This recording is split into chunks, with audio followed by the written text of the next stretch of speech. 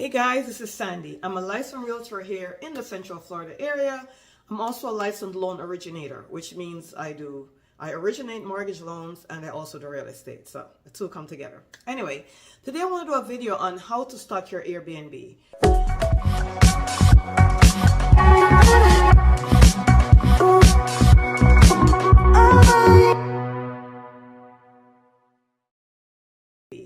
I'm in the Central Florida area. We're close to Disney World, Universal Studios, SeaWorld, the whole thing. Lots of Airbnb in the area. I have a few of them myself. A lot of time people come down and they want to have a second home here, and this gives them a great thing to have an Airbnb where they could live there when they're visiting the area and then use it for Airbnb when they're gone. Now, the one thing I like to clarify in every video I do regarding Airbnb is short-term renting. So it means whenever you have a property that you're doing short-term renting with, whether it be renting to furnished finders, renting to nurses, that traveling nurses, renting on Airbnb, Vrbo, Booking.com, HomeAway, any Google Now, any short-term platform, meaning you're renting the home for 6 months or less to one particular family, and that person is able to leave and then rent to somebody else. So that's what it means by short-term renting. In our area, before I get into the subject, just want to say really quickly, because this is a big mistake I see a lot of people make. You have to make sure that the home you're buying is zoned for short-term renting. So if you're in an HOA or any kind of neighborhood, make sure the neighborhood allows short-term renting, especially if you're in an HOA. Some HOA do, some don't. In our area, there's a lot of HOA that allows it because of the fact of where our location is. But if you're in a different area, that might not be the case. So let's talk about how to stock for an Airbnb or short-term rental. So your area is going to have a lot to do with this, right? In our area, game rooms are a big deal. So most homes, the garage is converted into a game room. If you're in an area where that's not the case, you may not have to do that, but I would definitely say if people are on vacation and want to rent, they probably want some kind of entertainment. So let's talk about how we're going to stock this up. So let's start with the kitchen.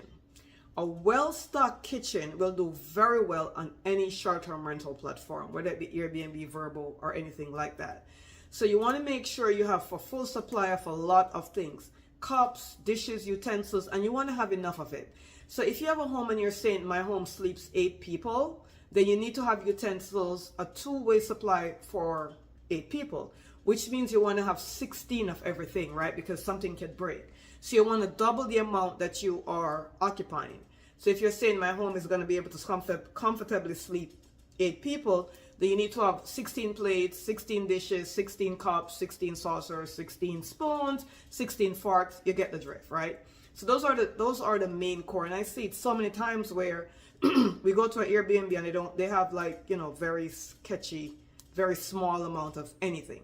You don't want that. You want to make sure you're overstocking. So you want to make sure you have double of everything.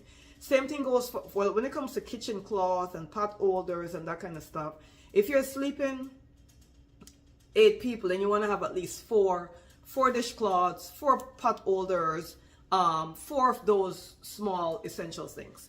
Want to also make sure that you have mixers. Sometimes people come and bake, so you want to have mixers. A Keurig machine is super important in this world that we're in. So you want to have a Keurig and you want to have a coffee pot as well. You also want to have baking sheets, muffin cans, cookie sheets. People tend to bake sometimes, so at least 2 of each of those would be great. Want to make sure you have a blender because people do love to make smoothies. A hair fryer is going to be very big in your kitchen right now because people like the air fryer thing. An Instapot, based upon you and the clientele you're trying to attract, right? Instapot is good in some areas, not so good in others because people are going to destroy it. So you want to make sure you know what your level of guest is to create the Instapot. And the good thing about the air fryer is a lot of stoves are now being made with the air fryer built in. So that's also a good thing to do. Another thing you could also do is a slow cooker. Because if people are spending 2 or 3 weeks, they might be working or might be going out to the parks, whatever they're doing, and they want to prepare a meal and have it slow cook until when they come back in, it's ready. So a slow cooker is going to be important. A grater is important. A strainer is important. Mixing bowls are important. Measuring spoons, measuring cups. Those are all important to fully stock your kitchen. A rolling pin. Some people love to make rotis, if you're from the West Indies or something like that. So that could be a good idea as well. So you want to make sure you're stocking as if you're living there, right? So if I'm living in my home, I'm going to think, okay, what would make me have everything that I need? So you also want to make sure you have good sized plates, dishes, that kind of stuff. You also want to have a plastic or Tupperware set of the same plates, dishes, right? Because the fact of the matter is, people are going to have kids with them, toddlers, that kind of stuff. So you want to make sure that you have non-glass items. And if you have a pool on your Airbnb or your short-term rental property, then you also want to make sure you have plastic glassware. So plastic glassware, plastic cups, plastic plates, all that stuff. The Melonin, is that what it's called? There's a Melonin brand now, which is actually hard plastic that's also dishwasher safe. You want to make sure you have that. If you're doing a family, if your home is family friendly, then you want to also make sure you have one high chair at least and one playpen, a portable crib. So one portable crib, one playpen is going to be super important. Also want to make sure you have brooms, mops, a bucket, the bucket that you could wring the mop out in without touching the mop, or at least a mop that is that you could wring it on the angle, right? So you don't want people to be wringing mops with their hands, right? So either a wringer mop or a wringer bucket, brooms, mops as I mentioned before, a vacuum cleaner. Even if you have no carpet, some people prefer to do vacuum in the floor as opposed to sweeping the floor. So that's going to be super important as well. Let's get into the bedroom. In the bedrooms, you want to have 4 pillows per bed. If it's full, queen, or king, it should be 4 pillows per bed. If it's twin, you have 2 pillows per bed. Why? Because sometimes people sleep with extra pillows. If you have a pull-out sofa, you want to have extra pillows for that. So you want to make sure that that's happening. Now, when it comes to the bedroom, you want to make sure you have mattress protector, not only on the mattresses, and I'm talking about the full encased, but also on the box spring. So you want to have full encased mattress protector on the box spring, if you have one, full encased mattress protector on the mattress itself, pillow protectors on every single pillows, including the pillows you leave in the closet for extra, right? Want to make sure you have a few sheets in the closet as well for extra sheeting. Maybe they're staying for 2 weeks and something happened to the sheet on the bed and they don't want to go wash it immediately. They want to be able to switch it out, so that's a good idea. Make sure your mattress protectors are waterproof as well, because people are gonna make spills and God knows what on the bed, so you want to make sure that's waterproof. Few extra sheets, pillowcases, pillows also in the closet as well, right? And you want to make sure you're using good quality mattresses. There's some really fantastic prices on Amazon where you could get memory foam or hybrid mattresses, not for that expensive at all. Each bedroom should have a TV, in my opinion. And the reason why I say this is because if you're in an area where you're entertaining family, especially if you're going to be entertaining families, you know how it goes with the TV. I don't want to watch that channel. I don't want to watch Netflix. I want to watch Amazon. It's going to be a conflict, right? So if everyone have their own TV in their own bedrooms, less conflict, and it goes for a happier stay, and then you'll be able to get a 5-star review as well. Now, I particularly like the Roku TVs, and the reason for this is guests tend to lose remotes all the time, or they take the batteries out of the remote and then say the remote doesn't work.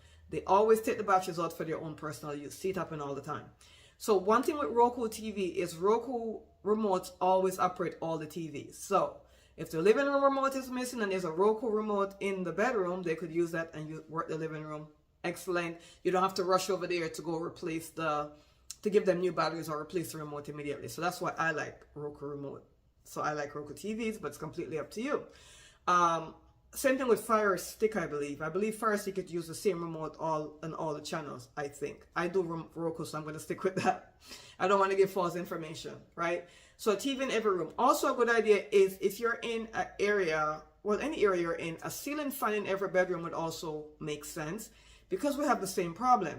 I'm hot, I'm cold, can you turn down the AC? Can you turn up the AC? So if somebody likes to be extra cold, they could always use the fan in their room to make their room colder than the rest of the house. So a ceiling fan will save a lot of money. You might think, I don't want to put a ceiling fan. They're going to run the fan. They're going to run the AC. But the fact of the matter is you should have a smart thermostat where you're able to put a certain regulation on the AC. So you could say the AC set from The lowest you could turn it down is 72 to wherever when it comes to the AC. And then you have the ceiling fans that they could use as well. So in a bedroom, I'm a big stickler of a TV in every bedroom, a ceiling fan in every bedroom, 4 pillows per bed for full king and queen, 2 pillows per bed for a single bed or for a twin. Let's step into the bathroom. So I do believe in giving a starter kit in the bathroom, right? So you could do shampoo, conditioners, body wash, and lotion. I do believe that you should leave at least 2 toilet paper in the bathroom, 1 on the roll and 1 under the cabinet. If you're giving a starter kit, please make sure you put that to the listing that you're giving a starter kit until they could get their own stuff. I also, for the bathroom, you want to have a first aid kit in at least one of the bathrooms. You want to give a box of tissue, and you want to give a liquid soap per sink. So every sink should have a liquid soap, box of tissue on the counter or under the cabinet, first aid kit. Also, for every bathroom, you want to have at least a blow dryer, guys. So people are going to get their hair wet, all that kind of stuff. We do a blow dryer and a curling iron, but it's up to you. You could just do a blow dryer only. All right. So bathroom stocked up with that. Kitchen, obviously, will have a paper towel in it. Now let's get back into the kitchen for a second because I forgot something. In the kitchen, you want to leave at least 2 dishwashing pads, a small dishwashing liquid, paper towel, of course, and a few additional garbage bags. Again, if you do a starter kit for toiletries, then you want to make sure you put that on the listing. If you're supplying all the toiletries for the stay, then you want to make sure you have enough for the stay. And for the laundry room, I would suggest a few dryer sheets and 2 laundry pods, and you could put that in a Ziploc bag. So in a Ziploc bag, you could put a few dryer sheets, 2 laundry pods if you're getting a starter kit. If you're giving a whole thing, then you want to make sure you have enough for the guest stay. So those are some of the stuff I think you need to be stocked up on. People are really happy when you do additional stuff especially in the kitchen, because they might be doing. You want to also make sure you have a wine opener. I forgot to mention that. Wine opener, can openers, one electric, not one non-electric in case there's an electric out, in case we have electric outage. Want to also make sure you have flashlights. There are some night lights that become flashlights, and there are some bulbs that becomes flashlight on Amazon. So you want to look into that. So that way they could unscrew the bulb and use as a flashlight in addition to additional flashlights. When it comes to your game room, if you're going to do a game room, make sure all the games are working. Make sure you have a full supply of batteries in there. Pool table, hockey table, 2 arcade games. LED lights are a big deal, so you want to make sure you have that going around there. Also, guys, the big kicker, which I'm going to end the video with, is you may want to consider leaving some snacks and a bottle of wine, if possible. Depends upon your guests. For the guests, I suggest at least 6 bottles of water, 4 in the fridge, 2 outside.